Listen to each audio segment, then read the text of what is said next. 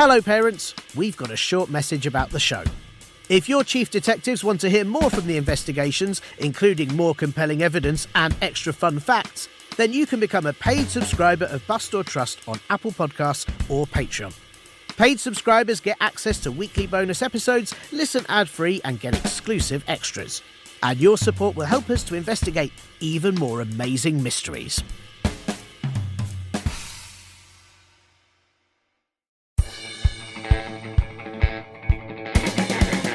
Can you unravel the world's greatest mysteries? Can you explain the unexplained and find the pieces to the most puzzling cases? Or are you thinking about making your own crop circle and you'd like tips on the best patterns? Crop circles? Crop circles aren't real, Tiernan. Or are they? Are you a myth buster? Or a myth truster? I'm Tiernan. And I'm Athena. Welcome to Bust or Trust, a kids mystery podcast. And we are the Busters or Trusters. We will be looking into some very strange stories from around the world, and no mystery is too big for us. Monsters, ghosts, and all kinds of unusual sightings, like that time you saw your teacher at Alton Towers. What? But Alton Towers is for people who like fun. We will deep dive into all the evidence we can find and present the case with all the facts, figures, and testimonies. Then it's all up to you, the listener, as you are our chief detective.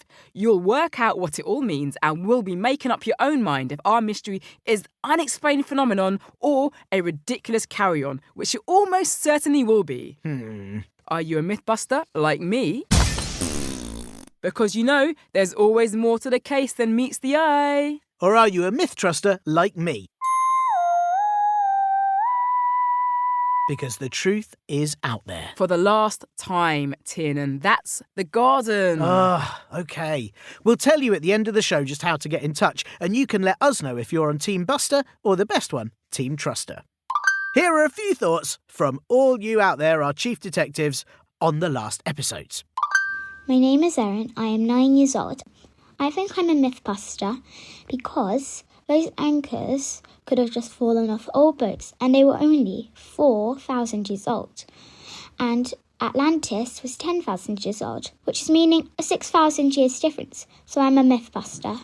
Yeah, thanks, Erin. But Buster, come on. I mean, fair point.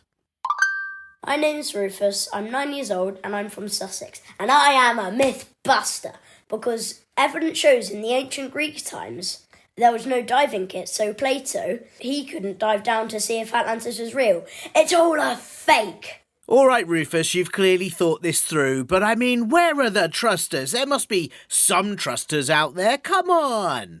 Hi, my name is Bertie and I'm 9 years old. I'm an Atlantis myth truster. It's got to be true, otherwise why would James Cameron and his team have found ancient anchors in the ocean in the exact spot Plato said they were? Yes, Bertie, exactly what I think. Welcome to Team Truster. You can pull up a chair over there next to my model of a poltergeist. No, there's nothing there. It's my favourite joke. You are right, though. Why would James Cameron find anchors in the ocean where Plato said, unless it was Atlantis? Exactly. Well, now that's sorted, let's talk about all the important things, like, did Atlanteans take sharks for walks like you would a dog? Did they mostly eat seaweed? Oh, there's so many questions still to answer. Thanks, Bertie. Team Truster! The case. Today, we're looking into the mystery of the Warminster Thing. That is a very vague name. It's just a Warminster Thing? Yeah, well, no one knows what this thing was, so the name works. What exactly is a Warminster then? Warminster is not a thing, it's a place. It's a small town in the southwest of England. Do you have some facts to share about England, Athena? Of course. England is one of the 4 countries that make up the United Kingdom, along with Scotland, Wales and Northern Ireland. Amongst other things, England is famous for drinking tea, English breakfast and famous pop stars like the Beatles.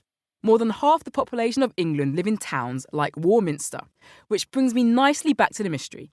The Warminster Thing rocked the UK in 1964 when peculiar noises were heard on Christmas Day all over the town. The noises were strange and even powerful. Some said they were so powerful, the sounds knocked them over. And some said they were tickled by them. Perhaps the thing were giant feather dusters. I don't think anyone was laughing at the time. It creeped out the whole town, and everyone was affected by it. And after that day, there were all sorts of strange goings-on in the area. Even more noises, unusual lights in the sky, disappearing cows, and even flying saucers. The events went on for years, and some residents were convinced they were evidence of alien activity.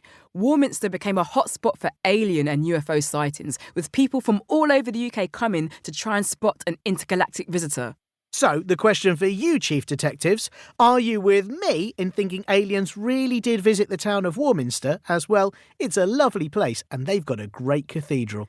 Or are you with me and think it was caused by something else, or even a big hoax by some elaborate pranksters? Whoa, wait, it was on Christmas Day. Maybe it was Father Christmas. Father Christmas sounds like sleigh bells and laughing, not an uncomfortable noise that knocks people over. Yeah, well, maybe he was just trying something new. Yeah, I don't think so, Tiernan. We have pulled together the most compelling evidence and will present it to you, the Chief Detective, in this podcast. First piece of evidence. Now, what's our first piece of evidence, Athena?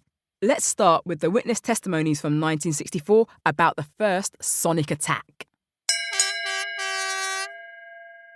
On Christmas morning, Mrs. Mildred Head was woken up by a strange noise that sounded like something heavy was raining down on her roof. But there was no rain, snow or hail at all. The skies outside were clear, and she also noticed, in her own words, a strange humming sound which grew louder and then faded away, except for a faint whisper, a low whistling or wheezing. Which definitely sounds like Father Christmas, right? Father Christmas wouldn't scare people, would he? Some witnesses said the noise they heard was so powerful that it even knocked them over. Mrs. Marjorie Bye claimed she was pinned down by invisible fingers of sound, which is my new favourite band name. Yeah, a little bit more practice might be required there, Athena. The sound was even heard by British Army troops stationed at Nook Camp, 5 miles or 8 kilometres from the town.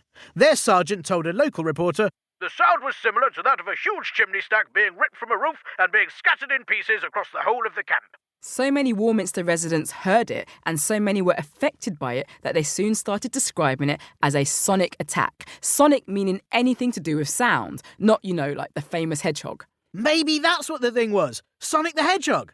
But seriously, if it was a sonic attack, then by who? Because the source of the sound was never formally identified, which can only lead me to conclude one thing. Oh, Tiernan. Aliens! Tiernan, you always do this. Just because something can't be explained, it doesn't mean it's not from this planet. Whenever humans discover something new, it takes a while to understand it. Yeah, okay, true, but no one has ever been able to explain these sounds. And it's been over 50 years since they were first heard. Well, it's a bit hard to explain it when the sounds were actually never captured on a recording device. Okay, you are such a cynic. But let's see, as there is still more evidence. So, my favourite bit, onto the UFO! Second piece of evidence. Now, this piece of evidence is really exciting because it's a picture of an actual UFO, an unidentified flying object. Oh, I feel like I say this a lot on this podcast, but for the sake of accuracy, I'm going to say it again. It's allegedly a picture of a UFO. But just look at that flying saucer shape. It's certainly no plane, helicopter or blimp that I've ever seen. You don't get many saucer-shaped birds, do you? Well, you're right that it was never formally identified, which I guess does make it unidentified. Yeah, exactly. So it is a picture of an unidentified flying object, see? Okay. I guess technically that is right. But let's give it some background. After all the bizarre sounds, local residents began reporting strange sightings in the sky, including a silent cigar-shaped object covered in winking lights. However, in 1965, local Gordon Faulkner actually managed to get a photo of one. He took the picture from his house of what looks like a flying saucer. The image became incredibly famous after being published in the newspaper The Mirror, and no expert was ever able to determine exactly what it was that he captured on film. which can only mean one thing. It wasn't of this world. Yeah, okay, I agree that it's pretty strange, but it being unidentified doesn't mean it's definitely alien. It just means no one's worked out what it was.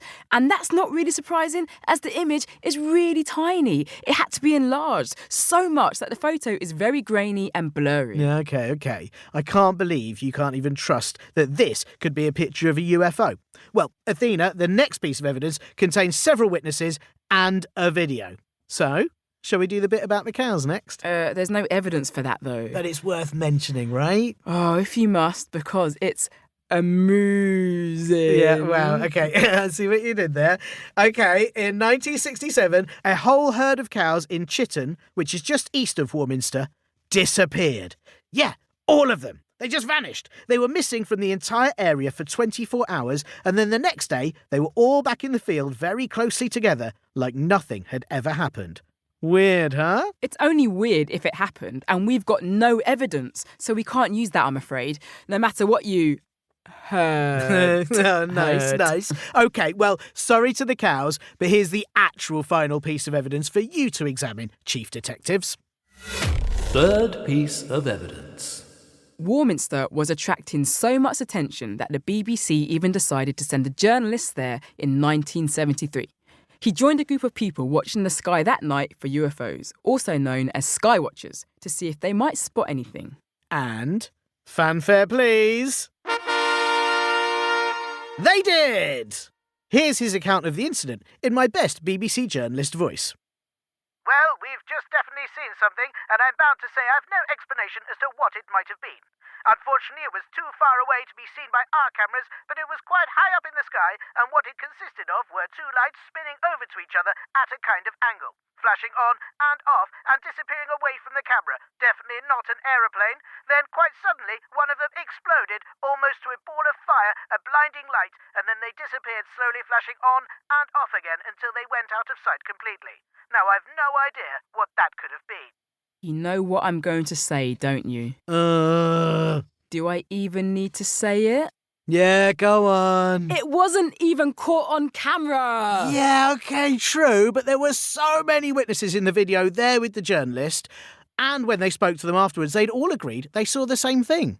Several of the witnesses had absolutely no doubt in their mind that it was a UFO. I hear you, but I'm not sure we can submit this as video evidence of a UFO when there's no evidence of the UFO in the video.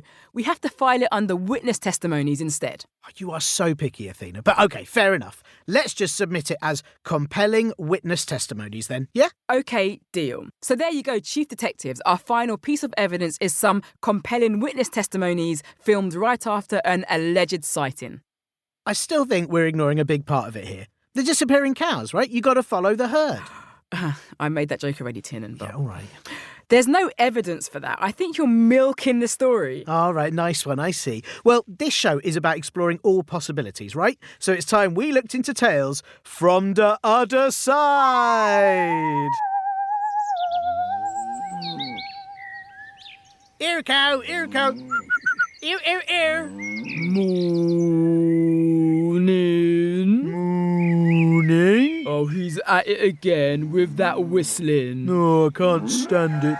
3 weeks now with that racket. We know where we're going, pal. Exactly. It's not as if we've had anywhere different to graze for months now. I'm sick of it. Are you coming to the big conference tonight?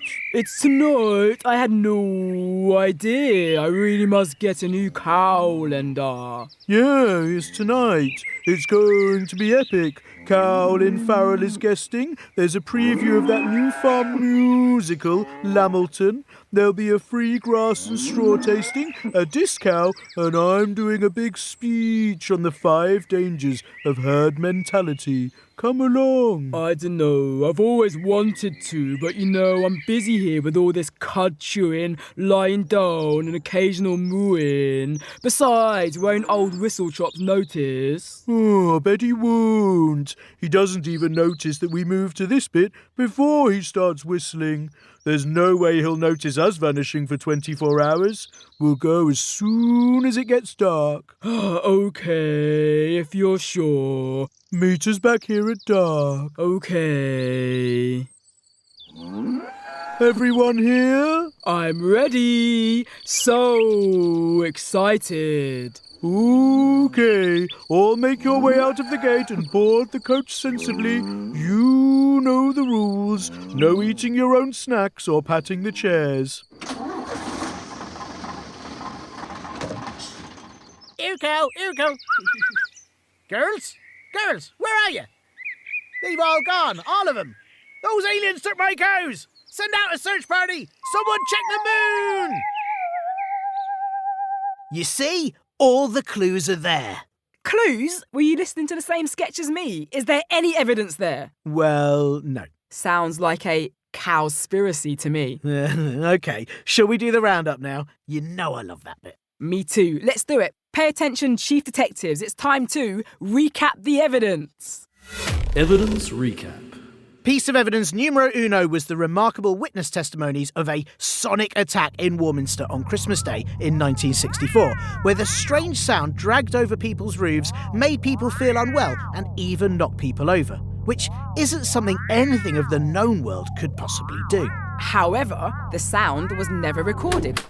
So no experts have ever been able to listen to perhaps explain what the source could be, which I suppose is good, or they might fall over. Our second piece of evidence, in 1965, local resident Gordon Faulkner took a picture of a UFO, and it has never been formally identified, meaning it definitely is an unidentified flying object.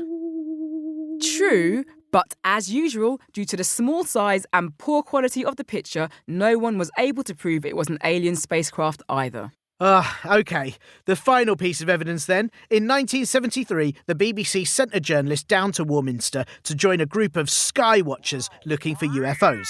They all saw lights shooting about the sky, lights that could not be explained. However, they did not capture any of this on film, so it couldn't be analysed by any experts, meaning we have no proof other than witness statements. So, now we're handing it over to you, Chief Detectives. What do you think? Are you a Warminster Thing mythbuster? Or a Warminster Thing myth truster? We want to hear from you and what you think. And most importantly, which side you're on. Obviously mine though, right? Nah, they're on Team Buster with this one. Send us your voice notes with an explanation of why you're a mythbuster or myth truster when it comes to the Warminster aliens. All you have to do is ask your grown-ups to help you. Email us your voice notes to hello@bustortrust.com. Tell us your name, age, and whether you're a mythbuster or myth truster and why. And please make sure your grown-ups give us permission to use your voice notes in our next episode. And also, as much as we'd love to, we won't always be able to use all of them. We can't find out the truth without your help. And most importantly of all, who's right, me or Athena? Tiernan, as always, it's definitely me. Thanks for listening. We'll see you next time for more Bust or Trust. You going to this conference tomorrow? No, and I don't think you should either. Why? Because it's way past your bedtime. Get it? Past your bedtime. Oh, good.